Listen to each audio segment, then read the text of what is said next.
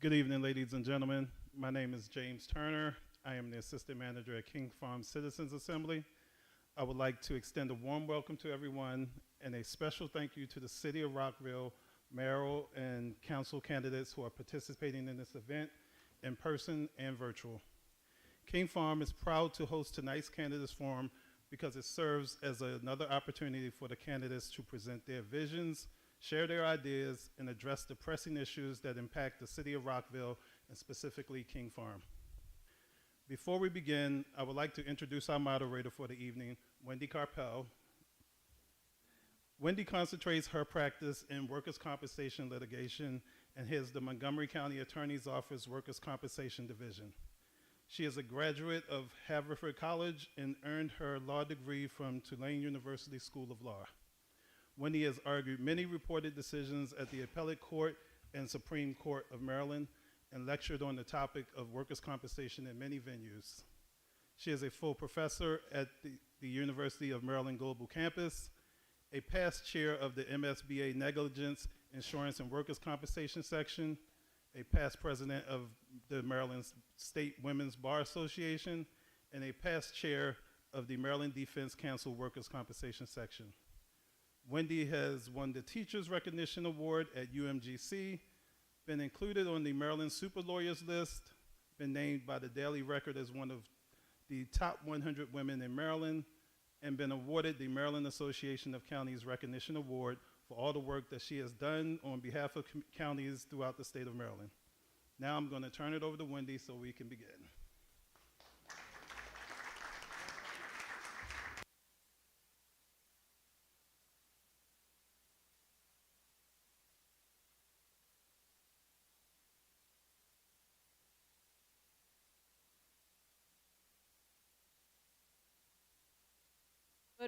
Good evening, everyone. I had the pleasure of meeting our current mayor just a few moments ago. So I'd like for her to stand. I think she's sitting in the corner right next to my neighbor, Roy Deichman. And Mayor Newton, we're glad that you're joining us this evening. Now, I want to tell you first a little bit about the rules of the road tonight. The questions were submitted by citizens before the forum began, and the staff at King Farm has worked very hard to put them together. Not every candidate will get every question. There's just simply not time with the number of questions and the number of candidates. I have evenly sorted through them so everyone will get the same amount of questions. Except for the mayoral candidates, they will get one more than everyone else. So if everyone's counting, that's how I did it. Each person will get 30 seconds to introduce themselves, and their candidates will then have 45 seconds per question, and we're gonna strictly enforce that. I have Miss Tiffany in the back who's going to aid in the timekeeping, and she will have signs, and she will give you warning when you have 15 seconds left and when you need to conclude your answers. There will also be a few questions that everyone will answer. So I will identify those as well. And at the end, everyone will be given 1 minute to give closing remarks. So without further ado, let's begin. The first question is for everyone. What is the biggest problem you want to address and why? And what obstacles do you anticipate facing in addressing this problem, and how will you overcome them? I will start over here, and we will go in order, and then the next question we'll start with Mr. Van Grack at the end, but I do not want to butcher anyone's name. So, I'm sorry. First, before I ask the question, I already messed it up. I will give the mayoral candidate to my right, Mark, if you could give me your last name. Pershalo. 30 seconds. Thanks to King Farm for hosting us this evening. Farm as the most threatened neighborhood in the city. This is because of its road openness and sprawling development nearby. For King Farm, I especially look out for changing traffic patterns. The I-270 widening with the new Goody Drive interchange could dramatically change those traffic patterns in King Farm. I've been the greatest champion of the adaptive reuse of King Farm Farmstead since I was elected in 2009. In the past few years, I've worked with the community gardeners at the farmstead and have worked to expand their space. I'm constantly in King Farm on bike or on foot, only rarely in a car. I constantly look for changes in how those impact the community. I've studied this neighborhood for over 20 years. King Farm is a great neighborhood. As mayor, as we look to annex the Shady Grove Metro Station and points east into Rockville, I will make sure that we understand its impact on King Farm. Thank you, and I look forward to the forum. Good evening, everyone. My name is Monique Ashton, and before I get started, I just wanted to acknowledge that what's going on today. So I know it's hard to be here to think about local elections, but I just wanted to acknowledge that. My name is Monique Ashton. I am your council member in the city of Rockville. I have been a community leader for 14 years. Prior to being your council member, I helped to advocate for the schools that your children go to. I helped to ensure that your community wasn't further broken up into another boundary when we did the Western boundary study and work with some of your King Farm leaders on that. I have really worked during my council year to make sure that we had an opportunity to connect the city more to King Farm. And I know that some of the candidates here will speak to that, but I helped to organize town halls so that our city leaders were coming to you on issues related to public safety, on economic development, and that we were listening to the needs and concerns of you and your businesses in this community. I've helped to advocate for public safety, not only from some of the car break-ins that have happened, but also to improve the roadways. And there are some studies now that are being done to improve your walkability and safety in this community. I also have been a long-time advocate to make sure that CCT does not go along into your neighborhood, but on Shady Grove Road, and I'm happy that the current plan is to go away from this particular neighborhood. I care about King Farm. I've helped to clean some of the shopping carts and debris that have entered your community. No job is too big or too small. I will be the kind of leader that delivers for you. Thank you. Good evening. My name is Daniel Belay, and I've lived in Rockville for 5 years now. During that time, I spent 2 years on the City Board of Supervisors of Elections, and on top of that, I have 4 years of federal government service to our nation, and I look forward to a conversation here tonight about not only King Farm's future, but Rockville as a whole. Thank you. Good evening, King Farm. My name is Kate Fulton. I've lived in 3 different neighborhoods of Rockville for the past 14 years. Professionally, as a lawyer, policymaker, and chief operating officer, I've spent 20 years making government work efficiently and effectively for all the people it serves. I'm running for Rockville City Council because I want our city to stay safe, vibrant, sustainable, and attainable for generations. I believe I have the skills to do that. I believe I have the commitment to do that. I look forward to answering your questions tonight, and I hope I earn your support. Thank you. Greetings, King Farm residents. My name is Richard Gottfried, and once again, I am a candidate for Rockville City Council. To the thousands of voters that voted for me in previous elections, thank you, and I would like to have your vote again. I grew up in Scarsdale, New York, and was fortunate to attend excellent public schools. In 1990, I moved to Rockville and I decided to pursue a Master of Science in Taxation at Georgetown University, while working full-time as a CFO for a small business. In 2010, I married my wife, Stacy.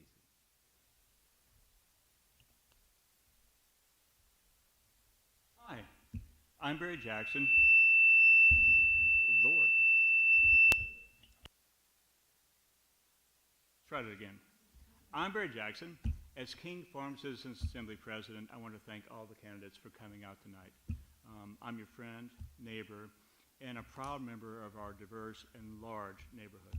I've lived in King Farm for nearly 20 years with my wife and 2 daughters. I love the community that we have built together. I want to take my experience, leadership, and real results in King Farm to the City Council and represent all of us.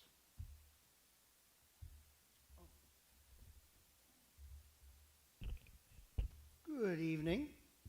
My name is Ricky F. Moy. Thank you for having me tonight.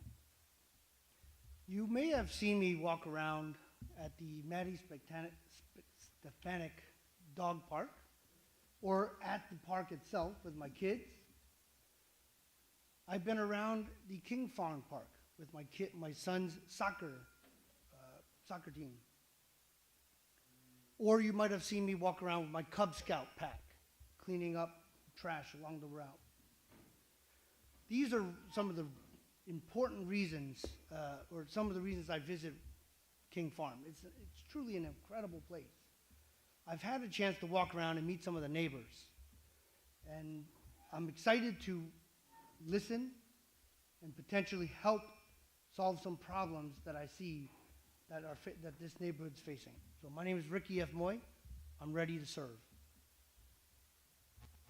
Good evening. My name is David Miles. I currently serve as one of your city council members, and thank you for that opportunity. I ran back then for the same reasons I'm running now. One, from a public safety perspective, making sure that our streets are safe to walk along, among other things. And then also making sure that we're leaving the planet in a better place than we found it. King Farm is an example of how to do both things. By having smart growth around transit, you reduce the need for people to be in cars.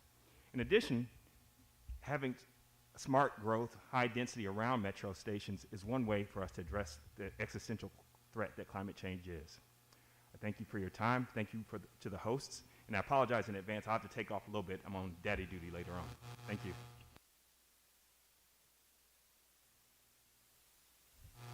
Thank you. My name is Anita Neal Powell, and I'm a candidate for Rockville City Council. I'm a lifelong citizen of Montgomery County, grew up in Lincoln Park, graduated in Rich Montgomery High School. I am willing to work hard to make a difference in our city. I have the background experience and have served on boards, commission, and task force, and I'm asking for your vote on November 7th. Thank you. Hi there. My name is Marissa Valeri, and I'm running for Rockville City Council because I have the skills, character traits, and real-world experience needed to hit the ground running on day one. I grew up in Wheaton, Maryland, and have lived in Rockville for the last 13 years. As the former president of the Twinbrook Community Association and co-founder of the Rockville Pedestrian Advocacy Committee, I know intimately many of the concerns facing the King Farm community. I look forward to sharing more with you and learning more about you all this evening. Thank you. Good evening. My name is Adam Van Grack.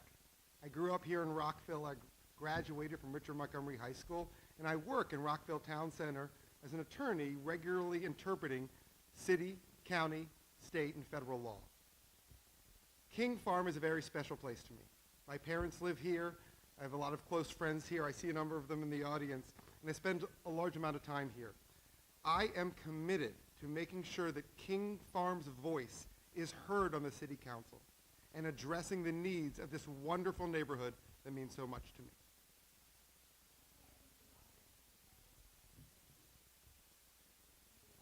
Two candidates by Zoom. I think Mr. Scott, you could introduce yourself. Yes. Hello, King Farm. Hello, neighbors. Paul Scott here. And, in light of the world events that I'm... If you could unmute. Can you hear me? Again. Okay. Can you hear me? I can't hear you, Mr. Scott. Okay. Thank you. Hello, neighbors. Hello, Rockville. Paul Scott here, and I'm... Volume from that?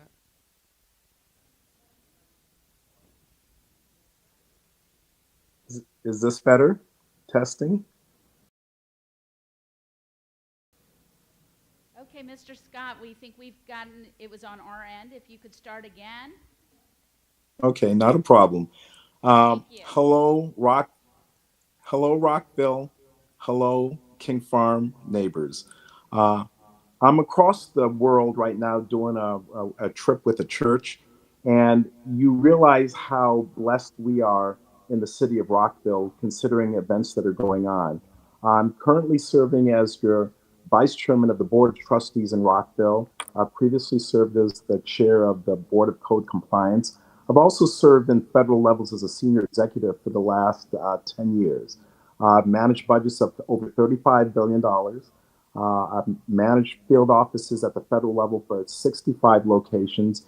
And basically, I'm really striving to connect all of our neighbors, connect people from across our city as our city continues to grow. And a lot of you have seen me in the corner of Picard and Gaither, where I live. We've talked, we've had discussions, and we just want to enhance what we're doing here in Rockville and make it stronger. Thank you. Person who's joining us by Zoom is Ms. Shaw. If you could introduce yourself. Good evening, everyone. My name is Isola Shaw, and thank you so much to the King Farm community, and also thank you to technical support for making these accommodations. I have had decades of leadership experience at all levels of government. My vision for Rockville is to ensure that all residents receive the quality services that they need and have the opportunity to engage in making policies that directly impact their lives. I have served on a number of boards and commissions throughout the county as well as in the city, and I have passed landmark affordable housing legislation. My name again is Isola Shaw, and I look forward to your questions. Go away. We're going to ask you the first question that everyone is going to be asked to answer. What is the biggest problem you want to address and why? What obstacles do you anticipate you facing in addressing this problem, and how will you overcome them?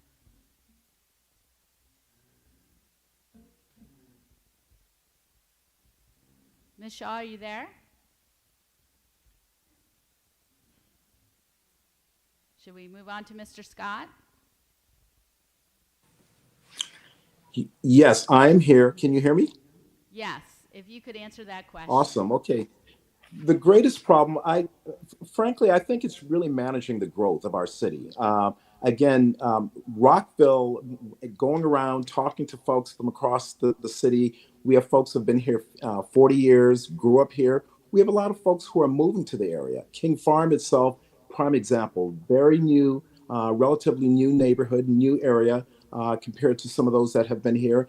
Very diverse neighborhood. And frankly, the foundational principle for me is making sure that we can communicate and talk. I've said it before that if we can talk, if we can connect, if we can have respect for differences and understand more about each other, then we can solve the issues about transportation. We can solve the issues of continue making sure that we're safe. We can address supporting our businesses, but making sure that there's respect, concern for the diversity of our city, which is, I think that's the biggest challenge. And then we can manage that growth. Thank you. Mr. Van Grack, same question. Thank you. I think the number one biggest challenge we face right now is public safety security in our city. I know here in King Farm, as my parents tell me, and I've even observed, there have been car break-ins. But over where I live in Rockshire, there was an assault of a young girl, and where I work in Town Center, there have been some smash and grabs. We need to work and fix this problem. And there's going to be challenges. One of them is budgetary. Our mayor and council did not fully fund the police department based on the police department's request. We're going to have to make priorities. And I think making sure we have a fully funded police department, the right officers, we can get it done, and we can make Rockville safer. Go on to Ms. Valeri. Yep, no problem. I believe that the greatest problem right now is both pedestrian and public safety. I think the two go hand in hand. Our streets and our roads are not safe for drivers, for pedestrians, or bicyclists.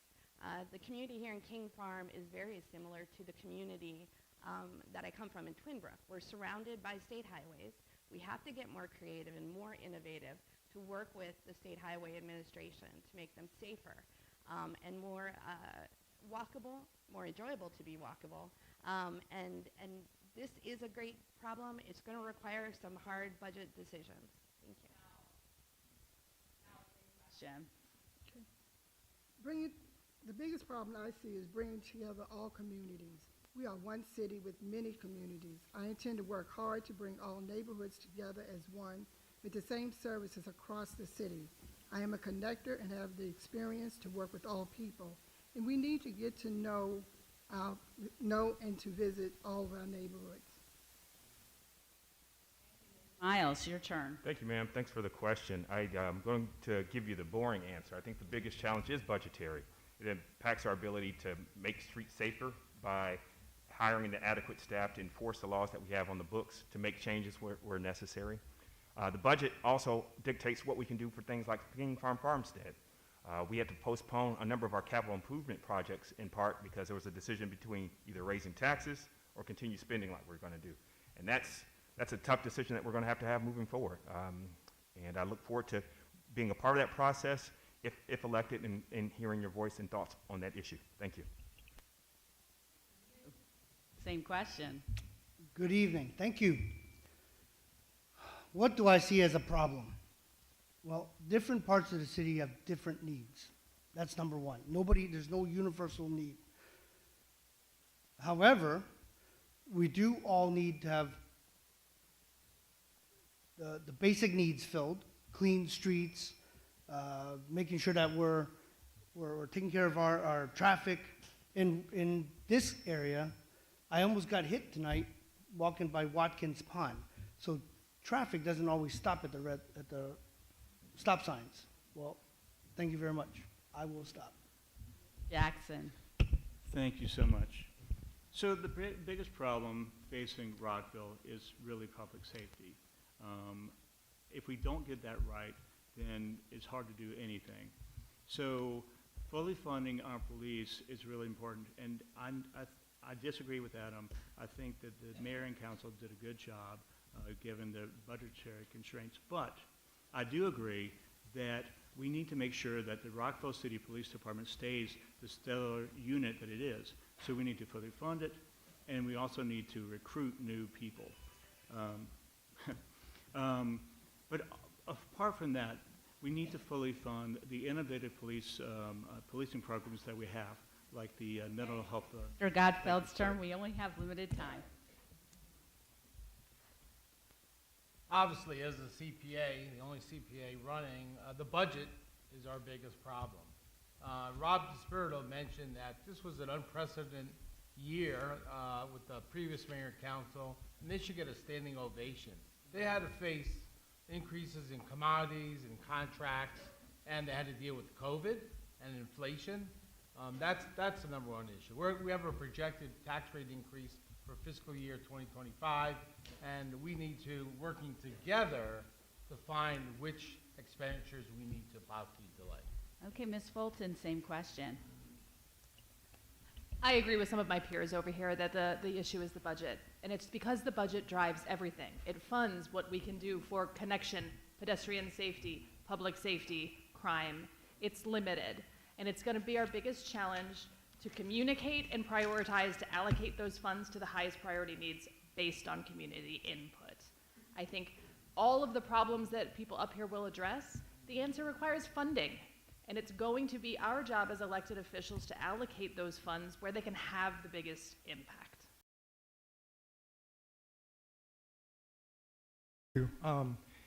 For me, I look at housing and managing our growth, not just King Farm, but throughout Rockville. One thing I really am looking at now is how are we talking to the county and how are we engaging with other municipal counterparts to make sure that property taxes or zoning, things of that nature, we have discussions about. So I would say affordable, but also sustainable housing, because Rockville is just going to continue to grow as a population. Thank you. And before we get to our mayoral candidates, if Ms. Shaw, are you available remotely? Yes, I am, and I can hear you. So to answer that question, it is affordable housing. After my husband and I received a double-digit rent increase, we had to move out of our apartment that we have been living in for over a decade. And for the past 3 years, I worked in coalition with a number of community organizations, a number of communities across lines of difference to draft and pass the rent stabilization bill that passed within the county. And throughout that 3-year period, I saw and heard a number of stories from community members. We have to move on to our next person. So, Ms. Ashton, same question. Thank you. I think our challenge is to look at how do we plan for the city today while thinking about the future. I think smart growth, economy, and safety are part of that. As we grow as a city, how do we ensure we have the proper infrastructure, the police services, and the experiences and preeminent services to serve our city? As the president of the Maryland Municipal League Montgomery chapter, I helped to bring in some additional funding and negotiate a deal that had been plaguing our city and getting our funding from the county. We got in FY25, we're going to get $8 million back from the county annually for public safety and transportation infrastructure. Mr. Perzoli? How do we pronounce that? Pershella. Pershella. Yeah.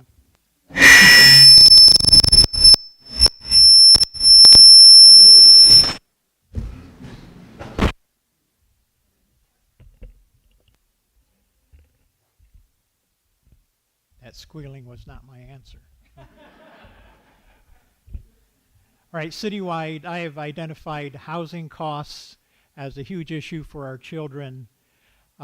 Budgetary concerns have been raised by several here. We are also going to embark on a new zoning ordinance, and I have experience with going through new zoning ordinance when I was president of College Garden Civic Association. Public safety is a large problem. I grant you that. Attracting new police officers is a huge issue for every police force. We have a lot of things that can attract them to Rockville, and I supported a further increase for them to come to Rockville. Thank you. Next question is, what is your vision for the King Farmstead buildings? While beautiful on the outside, they need repair on the inside. Specifically, what will you do that your predecessors have failed to do for 20 years to implement a use? And Ms. Fulton, I'm giving you the first opportunity to answer this question. I think that it has been too long for us to turn that beautiful space into an asset for the community. I think we've done some good work getting the infrastructure there, the utilities that are needed to turn it into a place that is usable. But it is time to make a decision and find a way to make that a recreational use. There have been multiple suggestions that I know, the ballet, ways to bring various other community services. I know that at one point there was a daycare and a child care center that would be a low intensity asset to the community. It's time to make a decision on that place. And Mr. Jackson, you get the next shot at that question. Thank you. So what would I do with the community garden or the farmstead?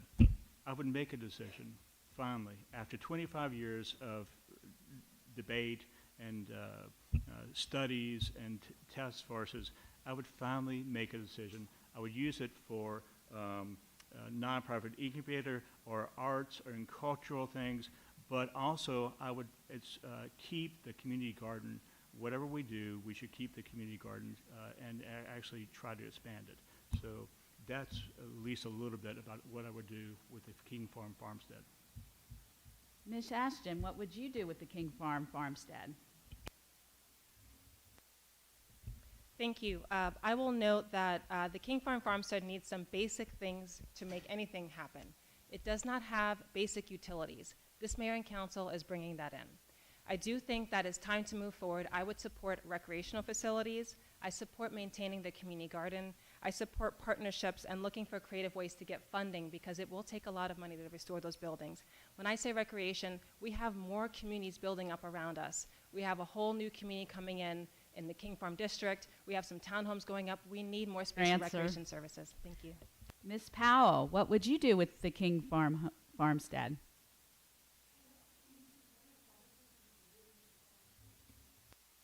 Visit the farmstead, and it has definitely have a story to share. I would definitely support the community garden, and I looked at had opportunity to look at the green space, and we need to keep that. But the infrastructure to do anything, you need to really restructure it so that it becomes stable. Okay, next question. What is your approach to affordable housing in this high-priced city? Ms. Shaw, we would like to hear from you on that question.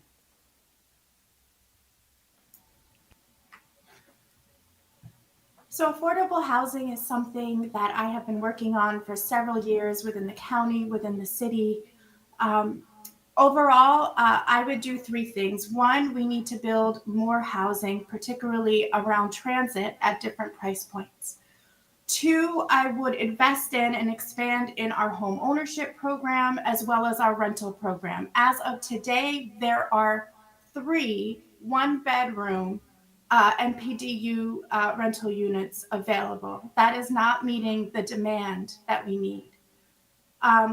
And then also for those most vulnerable, I would enact Your rent answer. stabilization. I would enact rent stabilization. Thank you. Ms. Valeri, your answer to that question. So I'm going to try not to repeat what Ms. Shaw said, but the answer to affordable, attainable housing is an all-of-the-above approach, and one that makes sense so that not only our children, but our children's children can choose Rockville as a home. So things like looking at accessory dwelling units, looking at infill options, in addition to high-density housing around metro stations, like my own Twin Brook station. We need to do everything and anything, including rent stabilization, in order to ensure that people can afford it here. Mr. Pershala, what is your answer to the question about affordable housing in Rockville? Yes, I have been very successful in bringing many thousands of units into Rockville already, 3 buildings in Town Center and other places like the Brain Bridge next to Shady Grove Metro, but also affordable housing like Fireside Park Apartments and others. We need thousands more of housing units, and I'm the one who is openly saying we just need a lot more, not just a few here and there. Near transit centers, up and down transit corridors. It's your children who can't afford to live here anymore, or your grandchildren. Thank you. Thank you. Next question. What is your position on access to the Rockville Senior Center from Goody Drive? And that's a question. I'm going to start with Ms. Ashton. It's a fun one. I led discussions on trying to get access to the senior center. We have many seniors in this community who don't feel safe to go at night or when the time is sunlight is going out. They have to go all the way around into one community. I do believe we can make that happen. I led the support to get the design study done. We now have a design study in FY24. This has been talked about for years, and we're finally moving forward to get a study done. Thank you. Else, what's your answer to that question? Thank you for that question.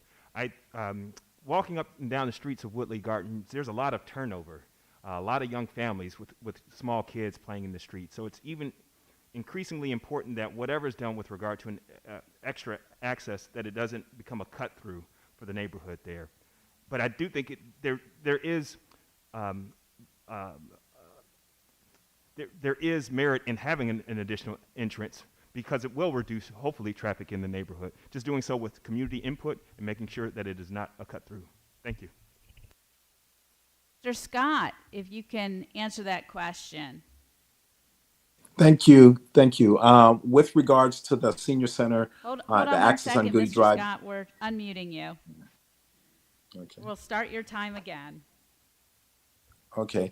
I am fully supportive of that. As a matter of fact, serving as the vice chairman of the King Farm Board of Trustee, we did support that. Barry also did a good job on that. And again, looking at the diversity, the many senior citizens that we have in King Farm, that's another example of why we need to be cognizant of how we manage the growth in our city, how we put forth that infrastructure. But I'm fully supportive of that. And now the issue is making sure that we have time frames and we can track that. And Mr. Belay, what is your answer to the question about access to the Rockville Senior Center?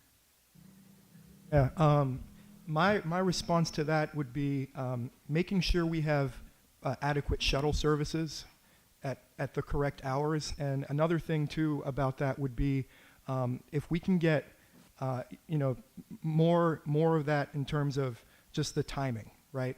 Because some folks can't, they have trouble going out at night. So you need more folks there. You need to pay some workers to maybe open up some shuttle routes, and I think that's what should be done for that.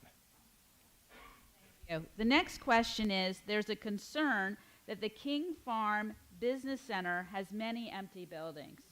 What can Rockville do for King Farm Village's commercial area? And I'll start with Richard Gottfried.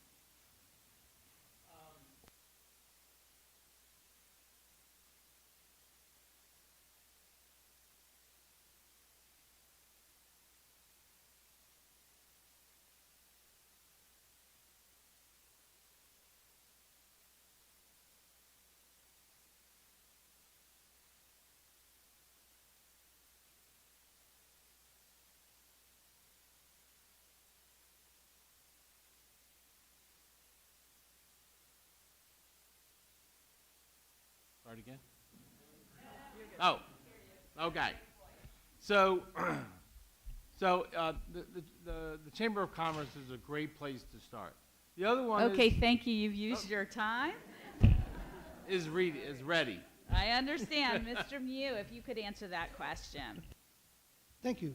Could you repeat that question one more time? Sure, I can repeat it. There's a concern that the King Farm Business Center has many empty buildings. What can Rockville do for the King Farm Village commercial area? Okay. Well, I'm not exactly familiar with the King Farm Business Center, so I admit that.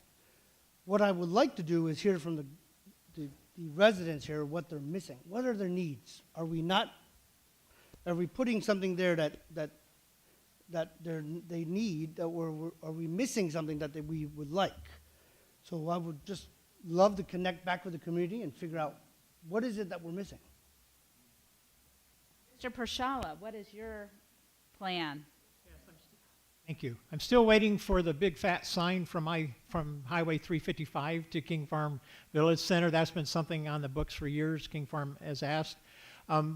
It's a problem that's pervasive throughout the city, like in our town center. So you need stores that attract. The other thing is maybe one of those buildings really need to be considered to be reused for something other than retail. There's a mismatch of retail space versus residential within walking distance. Those are the kinds of things that you have to look at. Thank you. Ms. Valeri, if you could answer that question.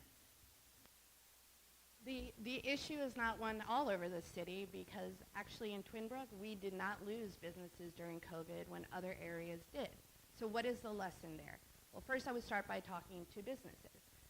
Second, I would be talking to business owners. I met somebody at Rocktoberfest that she opened the dog treat store in the business center. She only knew about this empty storefront because she went to Coffee Republic one day. So part of it is information. We need to get the information out to small business owners. Thank you. Now this question is one for everyone. So if you could vote for someone other than yourself, who would it be and why? I'll start with Mr. Pashala. Two choices, right? So if I drop out, then vote for Monique Ashton. Otherwise, vote for me. Thank you. Ms. Ashton. That's a tough one. Can we get the current mayor back in? No, I'm joking. I know she's ready to retire, and I appreciate all her service. I think we've got some great candidates here, and I will say that no matter what happens, I'm willing to work with any one of them, because I know what it's like to be a candidate, and I know what it's like also to serve, and I'm willing to roll up my sleeves and get things done for the city. Belay. I think everybody here has a lot of experience, and they've been a part of Rockville for a long time. So I would give out my endorsement to anyone here on this stage, because everyone here has worked really hard, and you can tell that we all really care about Rockville, and that's the reason why we're here. So. Hilton. It's not a hypothetical, it's real. I'm not just a candidate, I'm a Rockville voter, and I will vote for 6 council members, so I can't give you just one. I think there's a wide array of really qualified candidates, and again, I'd be happy to work with anyone up here, and I'll vote for 6, just like the rest of you will. Thanks a lot. I don't see anybody giving us names. Mr. Gottfried, maybe you could buck the trend. No, we're losing, Mayor Newton, Councilwoman Feinberg, who have a lot of, financial expertise And in this election, reality is there are a lot of new candidates that are unknown. You don't know their name. And in this election, I think it's really about experience. So I won't mention the person's name, but the people who have experience is going to count because there's a big void, and we have a lot of competing projects, about 10 projects that are in place, that when it comes November 20th, this council will be Hey, ready to go. Mr. Jackson. Well, I'm not going to break the trend, but I will say, you know, I'm King Farm president, so definitely I don't want to endorse anybody. But I think there are a lot of candidates up here that really have our best interests at heart, whether they're mayor's candidates or city council candidates. So I've gotten to know everybody throughout this campaign, and I really believe that people are in it for the right reason, and that do your research, and you have the choice of 6 candidates for Okay, city Mr. council Mew. and 2 for mayor. Oh, thank you. So I will break the pattern here. I'm always looking for people that have my best interests at heart, my community's interests at heart, making sure that they're level-headed, willing to work with others. So I would love to endorse Anita if it wasn't for myself. Thanks. Mr. Miles. Only one who didn't give the political answer, man. That's awesome. No, I'm really inspired by the diversity of candidates, not just what we look like, but where we come from. Over the years, I've actually worked with several and twisted arms to get more people to run, and I'm excited that some of them are up here tonight. I've said in the previous forum that I don't tell folks what I vote for or who I vote for, but rest assured that I have been actively working to replace myself because I can't do this forever, and I'm excited by the group of people that you see in front of you. You can't go wrong. Thank you. Ms. Powell. I would vote for 6 candidates. I think they're all qualified. I think they bring experience. I have had the opportunity to work with them and to be in their company. I mean, we've had so many forums, right? So we're all working together, and we can work together as a team, and that's what I would like to do, to collectively be a part of the team. So I guess I'll buck the trend too. I'm already on a team of some awesome individuals, but not to completely pander, but it's going to seem like that. I'm going to say I would vote for Barry and for Paul because here in King Farm, you know that it's been over 16 years since someone from Twin Brook was elected and over 12 years since someone from King Farm was elected. I know that struggle. I think it would be great to have some geographic parity at City Hall. Van Grack. Similarly, one of the issues that I think is important to have geographic diversity on the city council. We need people from everybody, and King Farm has not had representation.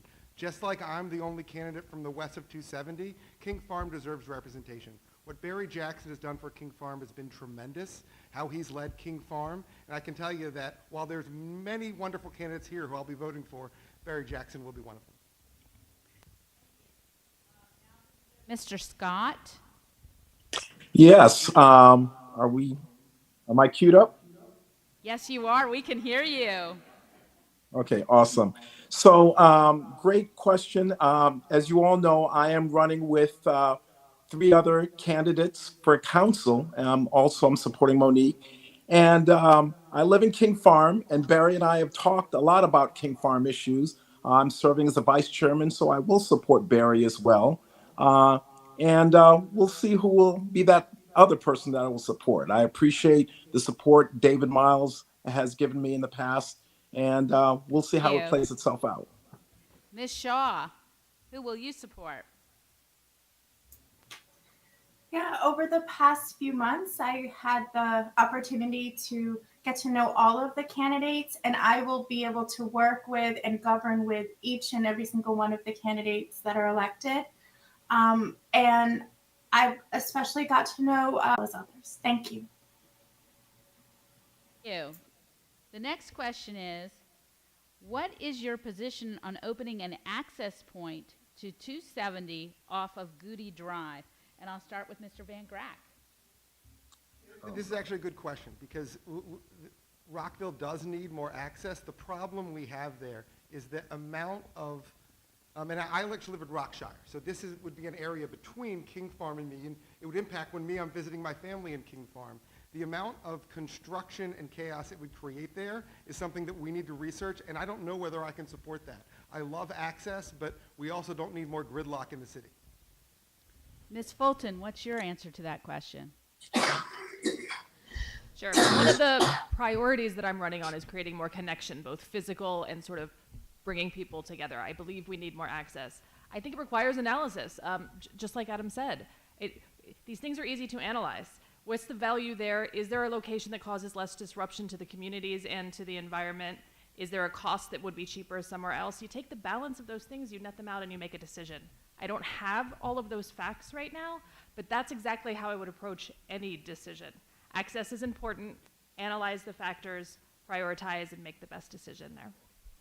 Shaw, what is your answer?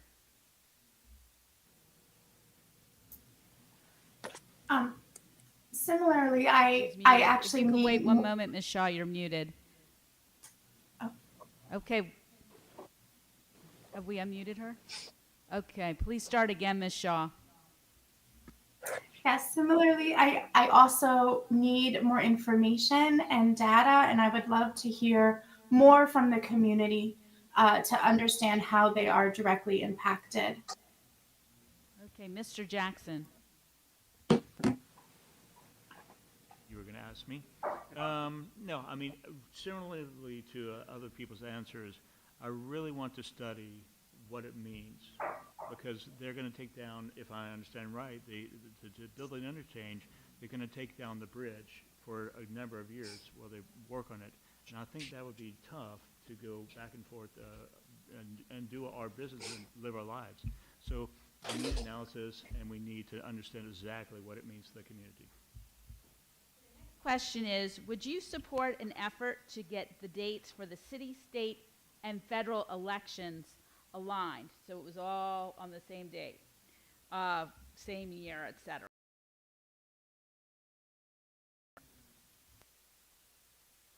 I would be against that. I think the way that we have our elections set up, having it a different year than the federal elections, it makes sure that we're concentrating on Rockville and making sure that we're not distracted by this, federal, state elections, and that we're focused on just Rockville and the issues that matter to all of us. That's my answer. Thank you. Ms. Powell, what is your answer to that question of aligning the elections? I support changing the date. And the reason for that is I would want our local government to be focused on and not get caught up with the federal and the state and the other elections. What's your opinion? Thank you very much. Well, there's two sides. If we did combine them, we would have cost savings. However, we would dilute the issues and be less ability to connect with the local population on local issues, because you'll be inundated with state and federal. So I would not be in favor. Thanks. Ms. Ashton, what's your opinion on this issue? So I would say no. It is very expensive to run a local election. I think it inhibits some people from being able to run. I think the other thing is that we need to make sure we don't get political here, right? We are nonpartisan in the city of Rockville. Aligning with the national elections might politicize our elections more. And I think also the big issue is how do we inspire new voters to vote and to also focus on local issues. I think that having our election as it is, you get to really know our candidates and know who to vote for. What concrete steps can Rockville take to support small businesses and attract strong employers to our city? As part of those steps, are there any Rockville regulatory or other impediments that you would repeal to foster a more pro-business environment? I'll start with Mr. Jackson. I'm not familiar with the regulatory provisions, but it would be something worth studying, first of all. Secondly, you can work with the Chamber of Commerce and READY to reach out to sustain businesses and to actually develop new ones. Also, working with the diversity of our city is crucial. So I'm running out of time, but if I'm elected, I want to work with those groups and others to bring new businesses to Rockville. Mr. Prashala, what would be your answer? We have Rockville Economic Development Incorporated, which continues in business because of my efforts several years ago to stop a defunding of it. They are very good at helping new businesses going. They have the Maryland Women's Business Center, which I helped birth several years ago. For regulation, it's permitting processes and inspections by city staff. They have improved, but that has been a problem in the past. And let's not forget that rent prices for small businesses in some of our centers are just really out of sight, and that's a very big impediment. Thank you. Larry. This question. So I'll start with the positive. Like brings in like. So we need to work with existing business owners to see how we can attract more. ZeniMax, which has their headquarters very close to here, an amazing video game developer, millions of dollars. How can we encourage other similar entertainment companies, and how can we leverage ZeniMax? The impediment has been some of the members of Mayor and Council putting unreasonable expectations on new businesses coming in. I think we can change that, and I see a lot of the change possible.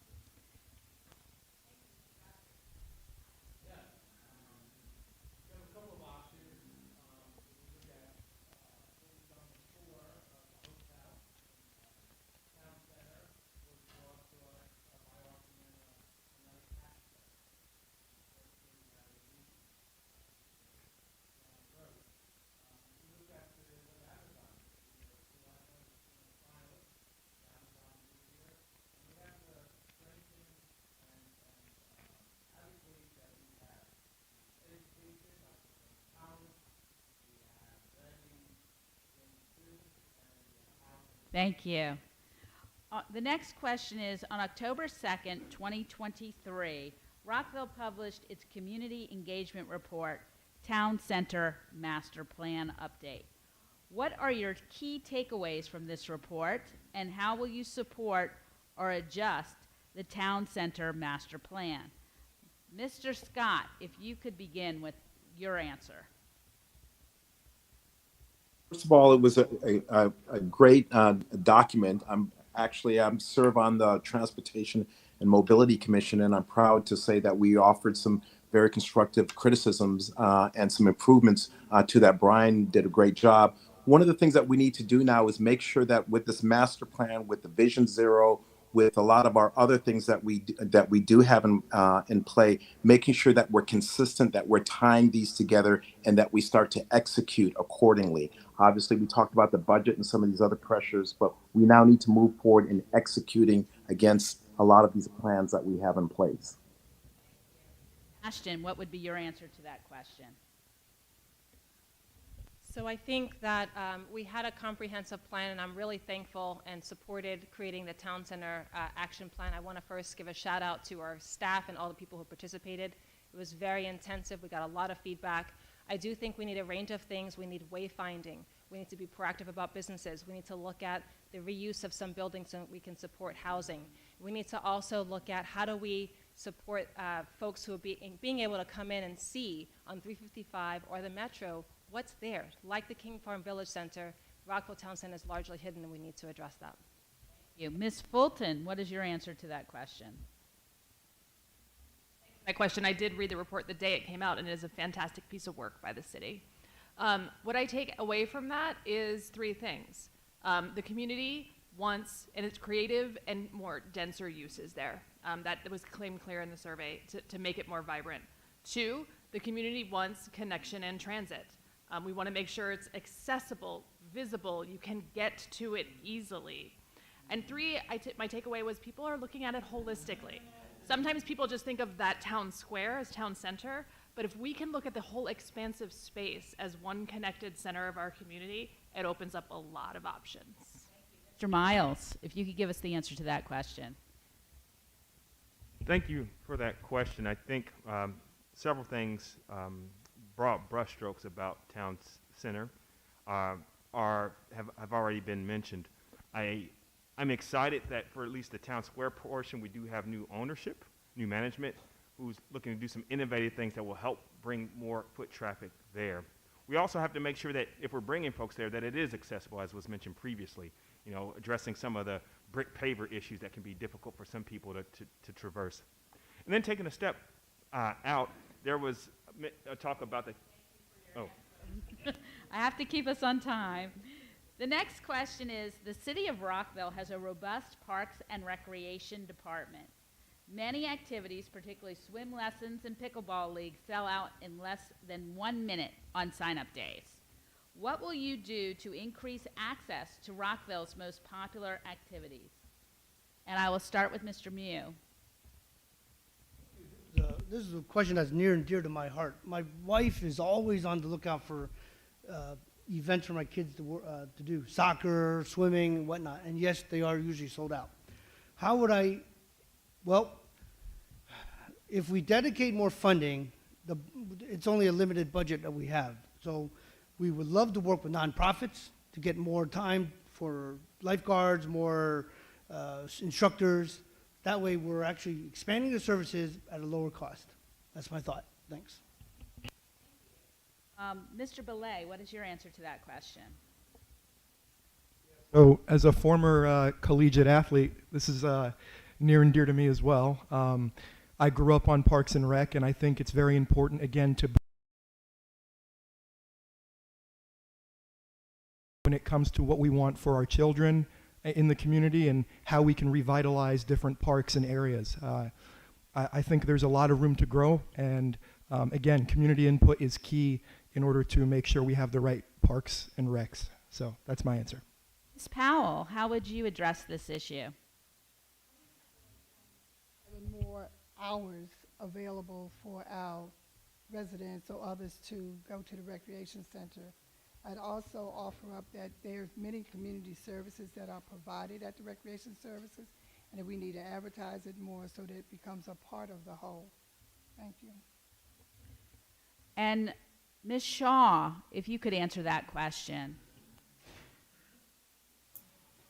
Could you just repeat the question just to make sure that I heard it properly? The question is, the city of Rockville has a robust parks and recreation department. However, many of the activities sell out within 1 minute. What will you do to increase access to Rockville's most popular activities? Well, after knocking on thousands of doors, the number one thing that folks love about Rockville are our parks.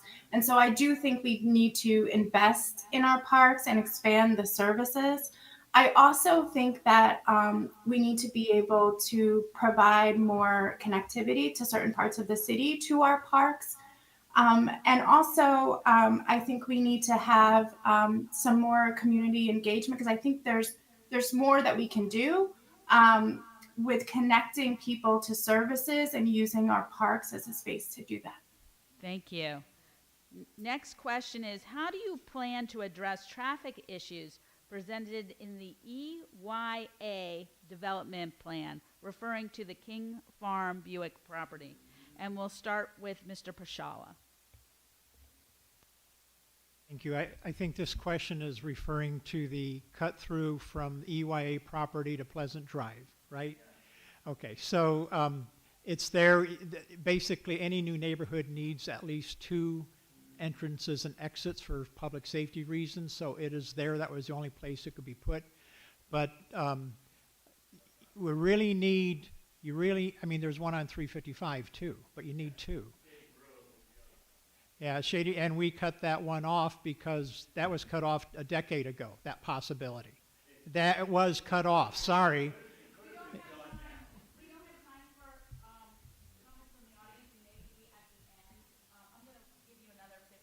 Thank you. Okay, to get to the Pleasant Drive connection with EYA community, it just has to be very carefully controlled with all sorts of traffic control structures, stop signs that are enforced, speed bumps, what have you. But basically, that community should be considered part of King Farm, should not be considered a separate community. Thank you. Mr. Scott, if you could answer that question. Okay,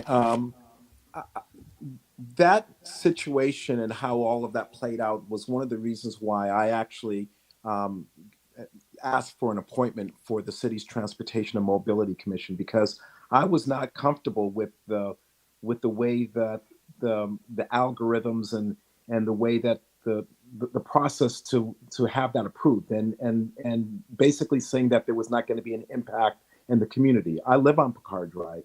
I see the traffic there. I see what currently goes, and it confounded me that was going to occur. One of the things I want to make sure that in the future, when we approve, when we have planning, zoning developments and all of those other issues, that there's a comprehensive approach that looks at all the traffic impact, and that did not occur. And you see why the community I is apologize. really We have to concerned move on to about that. Mr. Scott. Yeah, no. I mean, Mr. Jackson, I'm sorry. Now start. No, it bothered me as well.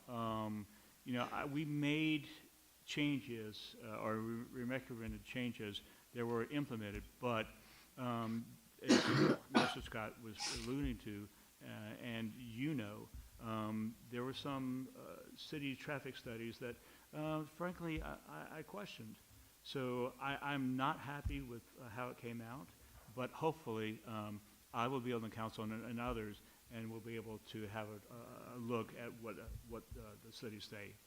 Mr. Van Grack, let's hear a response to that question. No, this is a problem, and it's not just what has happened here. It's also with the Shady Grove Innovasive District. That's also adjacent to King Farm.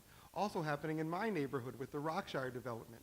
We must listen to the communities and not just listen to one piece of development when we're talking about access, because they're going to have intended consequences into our neighborhoods. There's two major developments next to King Farm. This is just one of them. We must listen to the communities, and we must understand what the traffic impact is going to be, and not just look unilaterally from a micro level. Okay, thank you. I sense a lot of interest in this issue from the audience. So therefore, I would like you to raise your hand if you're in favor of putting in access to King Farm at Pleasant Drive. So there's one person in favor. Yeah. It's a done deal, and that was approved by all of Mayor and Council. Okay. It seems like homeless issues have been increasing, not only in the King Farm community, but also in Falls Grove, street corners, etc. What will be the solution? I'll start with Ms. Shaw. Rent stabilization.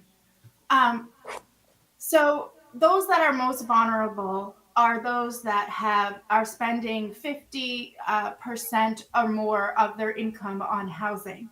So any cost or increase in the amount of housing that they're paying are going to push people over the edge. And I think before we get to the problem of homelessness, we need to first get to the root of the issue, which is housing policy and ensuring people are staying in their homes and are able to afford to stay in their homes. Okay. Ms. Valeri. There's definitely a long-term and a short-term response here. The long-term is, like Ms. Shaw said, we need to look at the affordability of housing here. In the short term, though, we know that the county as a whole is in a homelessness crisis right now. And I see it all the time as well. I think we are not providing enough resources to the organizations who are doing the good work, who are trying to provide services. We don't make enough investments in positions like social workers, other needed safety net services, so that when it comes to the city, Thank you for your answer. Mr. Miles. Thank you for that question. I was the only one on Mayor and Council to advocate for a 0% increase in rents. It wasn't successful, but I'm a third-generation landlord, and people cannot pay the rents that it costs to live here. That's one issue. The other is addressing the fact that a number of people who experience homeless have mental health issues that are undiagnosed and untreated. We need to work on that. And finally, using funds creatively. There was a story on NPR this morning about how Portland's using Medicaid dollars to keep people in homes because it's more cost effective to pay for somebody's housing than to pay for the ER visits where folks hang out. Thank you. Mr. Scott, if you could give us an answer to that question. That's a great question. And if you drive down Gaither and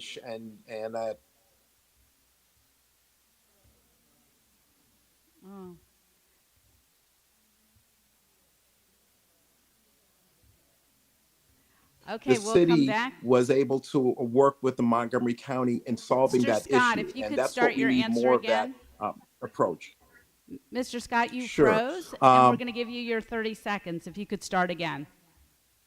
Sure. That's an issue that we see right at the corner of Shady Grove and Gaither. What we need is more of a multidisciplinary approach because it's not only an issue of housing, it's also some assistance, mental health issues. All of our planners working with our nonprofit groups, placing and identifying folks who are unhoused and moving them forward. We had that issue in King Farm and we recently resolved it. Okay, the next question is, Rockville Town Center, Pike and Rose, and many other Rockville businesses are struggling to survive, and companies are leaving Rockville or Montgomery County. What are the strategic plans to keep and bring more business into the city and county? I'll start with Mr. Pershola. So it depends which part of the city you go to. Falls Grove Center is thriving. King Farm Village Center is not. Town Center is not. But you wait and see what happens when Trimble Quarter comes in. That will thrive. A lot of it has to do with visibility. It's not costs. But again, Rockville Economic Development, Inc. is our conduit. They're the ones who attract businesses for the city, and I have been a strong supporter for them for a long time. Thank you. Okay, Mr. Gottfried.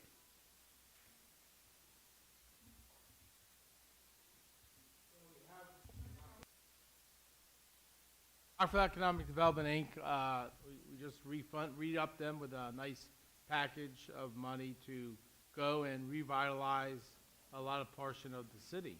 We're going to have this new, I'm really looking forward to Rock East.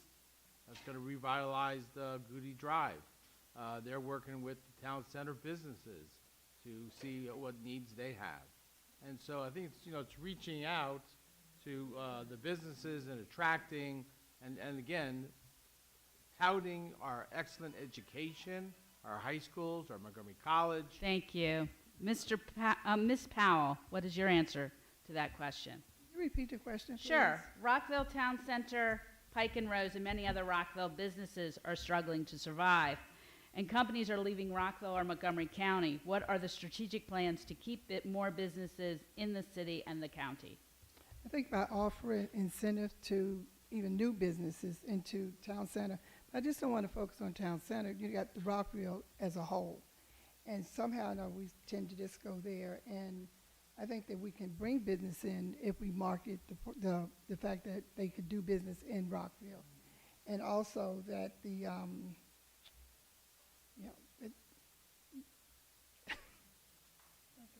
Thank you. Mr. Jackson, what's your answer to this question? Thanks for the question. I'm really optimistic. I reject the premise of the question.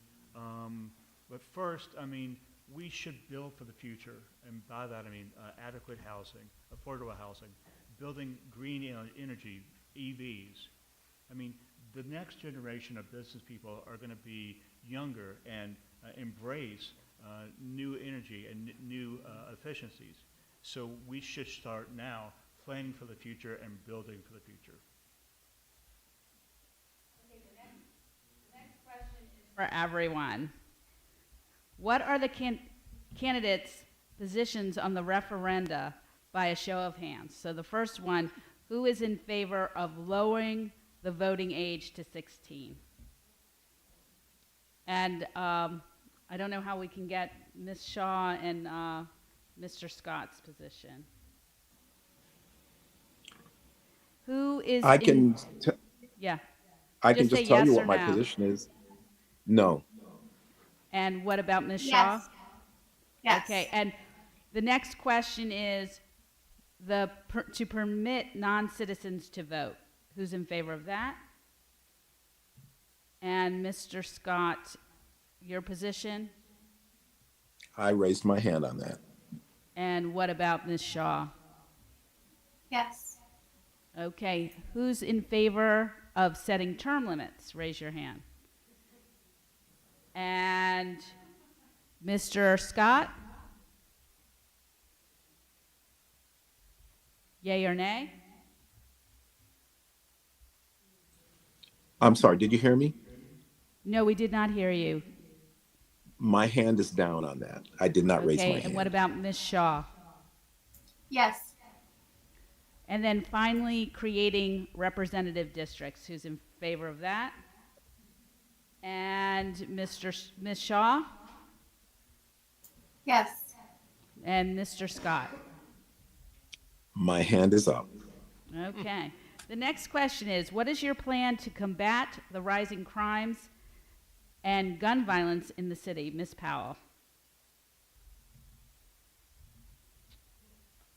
Well, I think that, working with community policing in your neighborhoods and having more conversations, talking with them as well as with it's hard to reach the people who are involved in this, but I think we can definitely add balance in our community. And Mr. Van Grack? As this is one of the big issues I see in the city, I think there's a number of issues. As I mentioned early when I answered the question, budgetary issues, making sure that we have police officers fully staffed, making sure we have the right resources to deal with it. We also have to do community policing. We need to make sure that every neighborhood is seeing the police out there and knowing that they're there for our friends. One of the issues we can deal with the homeless. There's also the support of the police department's Rockview program, which is actually supporting putting cameras and allowing people to have funds for security cameras. I think there's a number of things we could do, and we can make Rockville safer.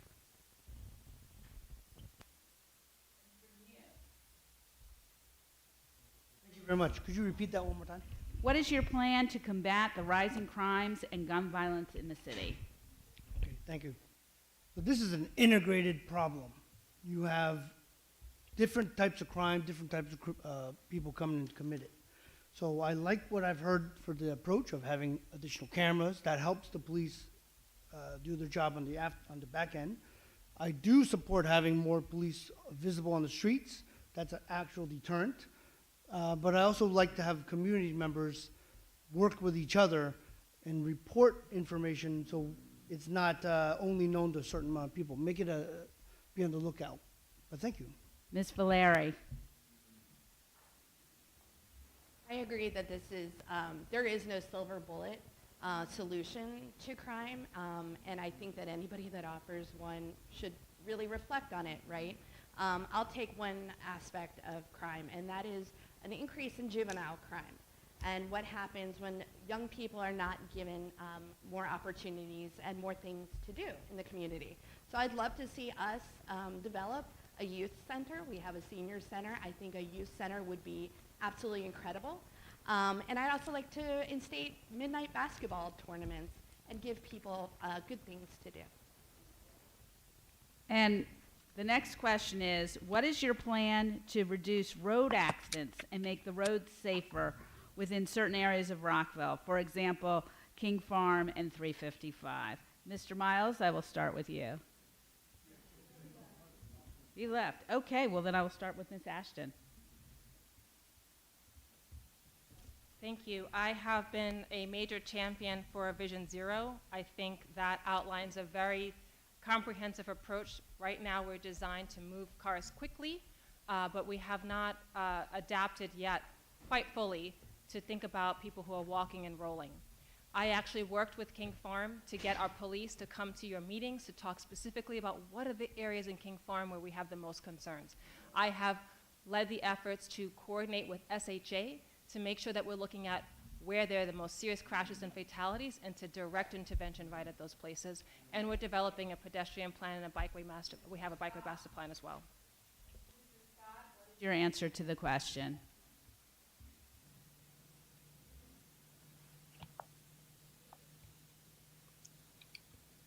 Mr. Scott? Oh, I'm sorry, I could not hear you. Yes, with regards to reducing road accidents, I think signages, I think making our curb cuts, those are critical things. I think it's just looking at how we move our traffic, the whole traffic signs, where we actually build up our businesses and things of that sort. But I think our signages are critical, and that's going to be key to how we can move and make some improvements in this area. Thank you. Ms. Fulton, what's your answer to this question? I think it's critically important that we shift the focus from moving cars quickly to moving people safely. There's a number of ways to do that. One is changes to the built infrastructure. We could start thinking about raised crosswalks. First of all, we could think about filling in the 497 missing sidewalks in this city. So changes to the built environment. The second is you do more for enforcement and notification. We could do more traffic cameras. We could use more flashing lights at our crosswalks. And we should do what it takes to make drivers slow down and pay attention. People being safe is more important than saving a minute and getting to your destination. I'm deeply committed to that for our city. Thank you. From the foot of King Farm Boulevard to the Shady Grove Metro Station parking lot is a one-block street which is under the jurisdiction of the DC Metro. There are no street lights on this one-block street. DC Metro has completely ignored local public officials' requests for streetlights. What do you plan to do to motivate DC Metro to install streetlights? And if elected, please discuss this matter with Maryland's lawfully appointed representatives on the DC Metro Board. I'll start with Mr. Gottfield. Gottfried. I like Mark now. Sorry. You know, my neighborhood, we had a little problem with lighting on Lewis Avenue near the Metro, and you know how the neighborhood resolved that was we got all the stakeholders involved, and we got WMATA, and we got our police department, and we got the neighborhood, and we sat down, we had a meeting, and we discussed what could we do to get better lighting, and there was some potential crime on that in that area. So it's about working with the stakeholders and finding a common sense solution. Thank you. Mr. Belay. I don't know too much about this issue, but just based on Rich's answer, I would agree. Getting the stakeholders involved, making sure you're talking to the police department, those are crucial steps in compelling them to come forward and talk to you. I think continuing those discussions and making sure that they're able to come back to us with some kind of solution is very important, instead of just doing one-off communication and then forgetting about the issue for months. I think it's important to just keep a sustained open channel. Thank you. Mr. Jackson. Yes, could you repeat the question, please? The question is about what you will do about the Shady Grove Metro Station parking lot and the one-block area where there are no street lights. Yeah, that's controlled by DC Metro. Yeah, this is a problem. It's one that I've long been concerned with and actually talked with the city about. I think it's just basically sustaining a conversation with them, with the board of the Metro, and trying to just browbeat them with facts and figures about why it's important to have streetlights and other things there. That is a real concern for me, and I will take that on to the City Council. Fourth person was supposed to be Mr. Miles, so we will move on to our next question. What is your plan to create jobs in Rockville? Mr. Van Grack. There's a number of things we can do, and one of the things that we need to do is support our businesses. I've heard a lot of the candidates here talk about our small businesses. I serve in the Public Policy Committee for the Rockville Chamber of Commerce. We need to make sure that the small businesses have an incentive to be here. We need to make sure that we're supporting our businesses through Ready and other nonprofits to make sure our businesses keep the businesses that are strong here. We don't want to lose another business like Choice Hotels, and make sure that our small businesses have the support to create jobs. To answer that question, Ms. Shaw. So Rockville is a great place to do business. And as an elected leader, I would pursue opportunities with a number of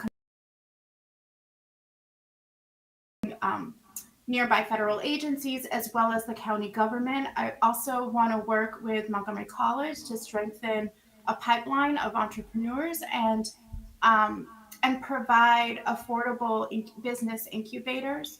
And also I would continue to invest in Ready They're doing amazing work, and I think we need Thank to. you for your answer. Ms. Fulton. Sure. The question is, how do we create jobs here, which means how do we create businesses here? And the answer is simple. We reduce barriers and we create incentives. What we need to do is remove those things that prevent our businesses from coming here, whether it's permitting or it's the ability to access the information, the land you need to be on. So we need to reduce the barriers. We need to create the incentives.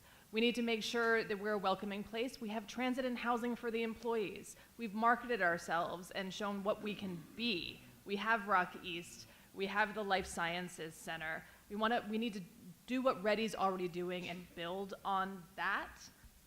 Thank you for your If we do those answer. two things right, I think we'll be able to achieve that goal. Mr. Mew, what? Businesses, if we're looking at large businesses, they have their own needs and desires, so they'll find their own people. What we're looking for is how can the city government support local businesses, smaller businesses to find jobs. We need training, education, so I do agree with partnering with Montgomery College to give them to give people the right mix of training and education to fill those local jobs, and also make sure that we have the local jobs. Thanks. The next question is, would you support a proposal to make some or most council seats ward or district representative rather than having all the seats be at large? The questioner questions that it makes it difficult for a person of modest means to run for council and disadvantages a citizen from having a true representation. Mr. Belay, what is your answer to that question? I support representation, and I know we've talked about King Farm already. I think it's very important that all aspects of Rockville are represented equally, and I think, again, I support that referenda. I raised my hand.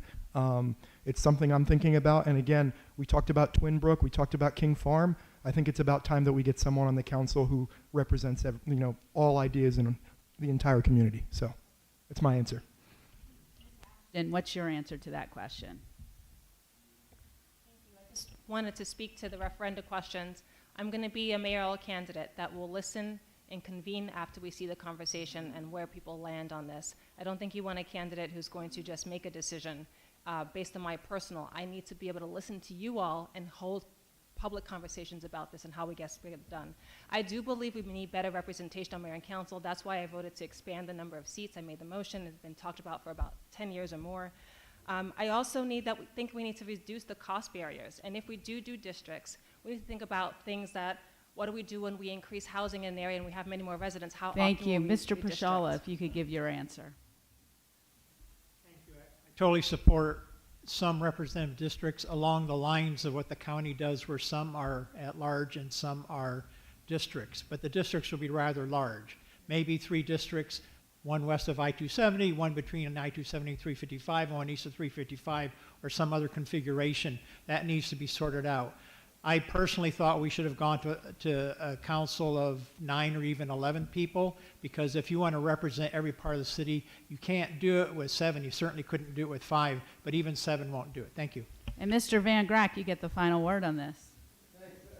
I raised my hand as well.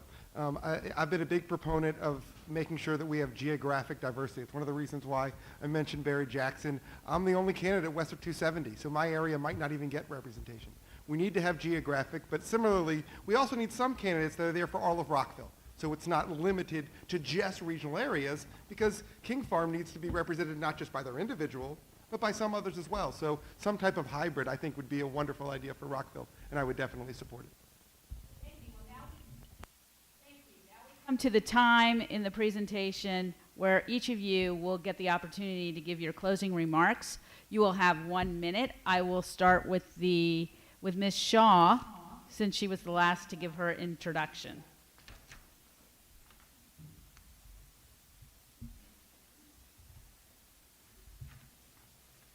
Thank you again. My name is Isola Shaw. I bring decades of leadership experience from all levels of government. I graduated magna cum laude from Harvard University and received my master's degree in economic and community development from Johns Hopkins.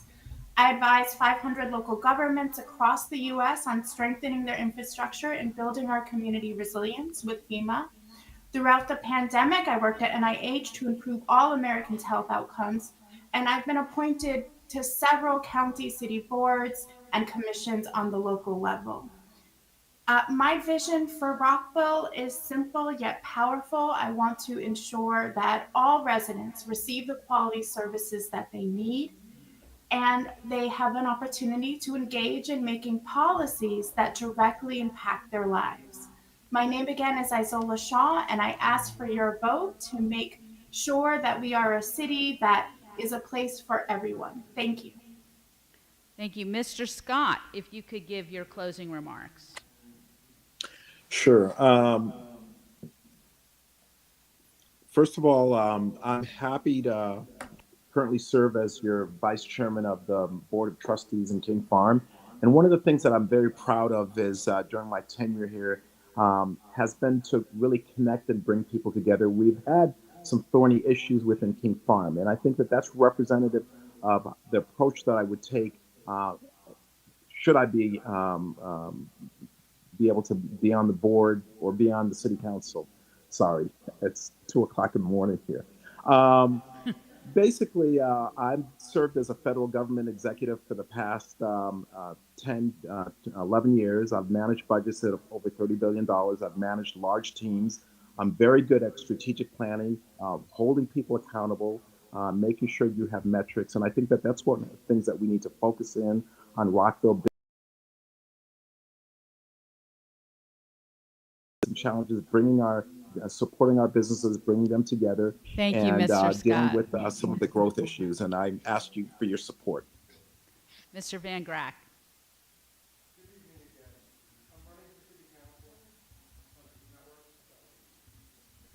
I'm running for city council because I love this city. And as a city, we have a chance to do big things and make Rockville and King Farm even better. And we need to elect the leaders who can get it done. Aside from being an attorney in Rockville Town Center, I've also worked in the United States Senate.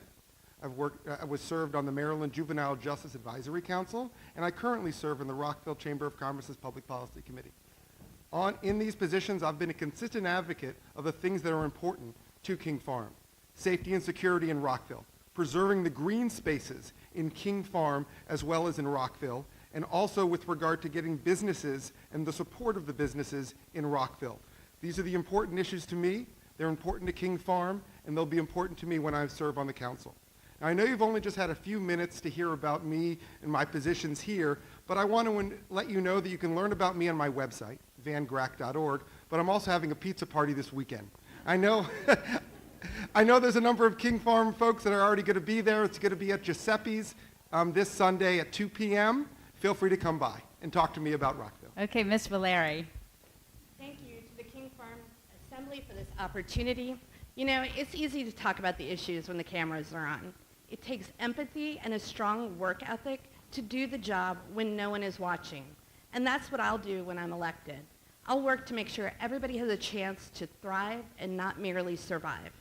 My reason for running is simple. I want to expand the work that began in Twin Brook and with the Rockville Pedestrian Advocacy Committee to all communities in Rockville. I will listen to you, meet you where you're at every year, and not just during an election year. I make it a point to listen and learn from my community and bring their concerns forward to City Hall. And that's been challenging at times. It's been over 16 years for Twin Brook and over 12 years for King Farm since representation has been in City Hall. This has to change. I know what it is like to not be seen or heard at City Hall. It's frustrating. It makes people cynical. I am committed to holding monthly listening sessions at every community center in the city so that residents can feel connected and empowered. We can be a united city, but it is going to take council members with sincere intentions to serve the people of Rockville. Thank you. I have them. Thank you. Ms. Powell. Good evening, and thank you again for organizing this forum tonight. My name is Anita Neal Powell, and I'm running as a candidate for a seat on the Rockville City Council. I grew up in Lincoln Park, one of the many communities in Rockville, and a graduate of Rich Montgomery High School. I have seen many changes that have taken place in growth over time that have brought together diverse communities and culture. I have received many endorsements on behalf of the community, county, and state. When elected to the council, I will have an opportunity to focus on the future of Rockville by listening to the community and participating in discussions about Rockville businesses and communities. As a council member, I will be able to assist with hiring a city manager to appoint citizens to boards and commission and encourage participation in community forums, to keep all people in affordable and workforce housing, to invest in ideas that will continue to improve motorist and pedestrian safety. Please vote for me on November 7th as your next city council member. Thank you. Mr. Mew. Hey, good evening again. Rick Moy here. Moy, I'm sorry. No, we'll thank start you. your Mew is fine, time it's okay. again. We touched on a lot of issues tonight, and I only got the chance to speak on a few, and we have a lot of different perspectives on how to fix problems. What's important is that we matters to you, your needs, with the right mix of people that are going to consistently listen, make the tough decisions, and think strategically. There's more ways to fix the problem than just one way. I feel I have the right mix of creative thinking, leadership as a 10-year naval officer, and ability to connect with neighbors. I thank you for your time and all the neighbors that I met tonight as I came here. Some of them have been here for 20 plus years, so they've given me good insight on what I need to fix in King Farm. So I'm ready to serve. Thank you, Rick Moy. Jackson. I have a proven track record as King Farm president, being a good fiscal manager, listening and engaging with our community, working on communication, transparency, and civility, tackling public safety, pedestrian safety, and working with Mayor Newton and the City Council, speaking out on issues like anti-Asian hate speech and violence, trying to strengthen King Farm as a diverse and inclusive community. Our City Council will soon have at least 5 brand new members without practical city governing experience. I have the experience, leadership, and real results from King Farm to take onto the City Council. This is why Bridget Donnell Newton, State Senator Cheryl Kagan, and others support my campaign. I need your support as well. Please vote for Barry Jackson for City Council. I'm your neighbor, your friend, and I will represent you on the City Council. You, Mr. Gottfried. My name is Richard Godfrey. I would like to thank the King Farm Citizens Assembly for hosting this forum tonight. While some candidates may talk about having roots in Rockville, I would like to emphasize that I have civic roots in King Farm as the past treasurer of the Maddie Stepanek Peace Foundation. Tom Curtis, a longtime King Farm resident, sought my leadership skills and civic experience when looking for a new treasurer for this foundation. In previous elections, I had the support of your neighborhood association's past president, Gail Sherman. In fact, my civic support to the King Farm community even set in stone with a gift brick, which lines the Peace Garden area of the Maddie J.T. Stepanek Park. In closing, I would like to say that my civic experience transcends beyond my own neighborhood, and I have a proven track record of working with others' neighborhoods. I look forward to working with this neighborhood on the upcoming challenges with the Farmstead rehabilitation and with the new Farmstead district. I'll be honored to have your vote. Please vote for Richard Godfrey. Thank you, Ms. Fulton. Thank you to the King Farm Citizens Assembly for this event. I've had a lot of opportunities. Rockville Reports will tell you more about my background, my skill set, what my priorities are. But I want to take this limited opportunity tonight to talk to you about King Farm and how King Farm really epitomizes my ideal of what our city could be and highlight some of the challenges we're going to face. What you have here in King Farm is varied types of housing oriented around transit with green space and public amenities and a village center, and you've got community gardens, and you even have concerts in the park. King Farm has it all. But you've got your challenges. The city's the same way. Even when you have all of that, we still have pedestrian safety problems. We still have crime problems. We still have difficulty sustaining our businesses, and we still have that connection and that how do we stay connected to other areas and what's the impact of development and other things happening to us. That's how I look at the city as a whole. All of the things you have going for you and all of the challenges you face are represented in the city as a whole. That's what I'm hoping to be elected to help help address. I hope I've gained your support. You can learn more about me at Fulton 4 Rockville, Fulton4Rockville.com. Thanks so much. Thank you, Mr. Belay. Yeah, thank you to the King Farm Citizens Assembly for having us. I really do believe that we need to have more forums like this as a council body. It doesn't matter what policy issue, it just, there is a broad range of things that happen, not just in the city of Rockville, but in the county that we live in. Some of the things I look at are effective community policing and a well-funded police force. Somebody who comes from a master's in home, I think I can bring together these issues regarding community policing and funding our police force.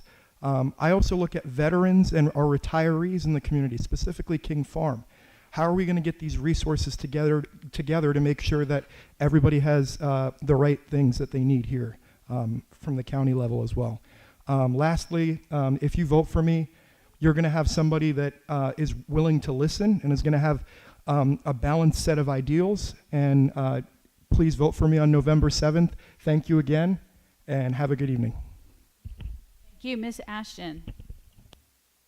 Thank you. It has been a tremendous honor to serve as your council member and as well as an advocate for you on a variety of other community efforts before that. I'm a proven senior business executive. I serve as executive vice president with government and management experience. I'm a community leader, and I have a passion for service. I've helped launch small businesses and launch major initiatives and have experience in working in the very sectors we seek to grow here in Rockville. I've leveraged my experience as a leader and executive to deliver results. It's not just talking about policy goals and ideals, but it's about how do you follow up and improve the lived experience of everyone every day. Today I ask for your vote as mayor. I will continue to make Rockville work and be in an even better place to live, work, and raise a family. I've been dubbed the King Farm liaison by some of the candidates here because I not only show up on election season, I do the work in the in-between time. I care about public safety. I care about your community, and I will work hard for you every single day. I will continue to focus on advancing public safety initiatives. I helped lead a gun buyback program that collected 600 ghost guns from the city. I will support smart growth, economic growth, and supporting our seniors and children. Mr. Pashala. Thank you. I am by far the most senior, the most experienced, the most successful person running for mayor. 12 years of service since 2009. Many major successes I have accomplished have been on 3-2 votes. I have an unmatched record of success, including in King Farm. I am constantly in King Farm on bike or foot, only rarely in the car. As mayor, as we look forward to the annexation of Shady Grove Metro Station and Points East, we have to understand that impact on King Farm. I will continue to advocate and fund improvements for the King Farm farms. Subject of Pleasant Drive. The real disaster with Pleasant Drive would have been a cut through from Shady Grove Road all the way through Matty Stepanek Park into the heart of King Farm. I was on the council, as was Bridget Newton 15 years ago or 12 years ago, and we just snuffed that out. That would have been the real disaster. That left only one second entrance to the new EYA development, and you need 2 entrances, and that's why that's happening. That was a 5-0 vote by this mayor and council. Thank you. Candidates, thank you, members of the audience, both here and accessing remotely.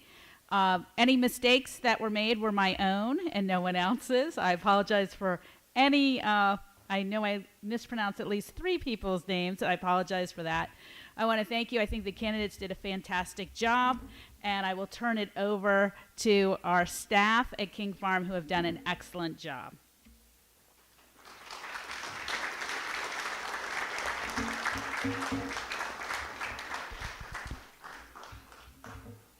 Once again, I would like to thank everyone who participated in this event, residents who submitted questions, those attending in person and streaming online, the mayoral and council candidates, the moderator, and King Farm staff. King Farm will post a recording of this event on the King Farm website in the upcoming days. Again, thank you for coming, and everyone have a great evening.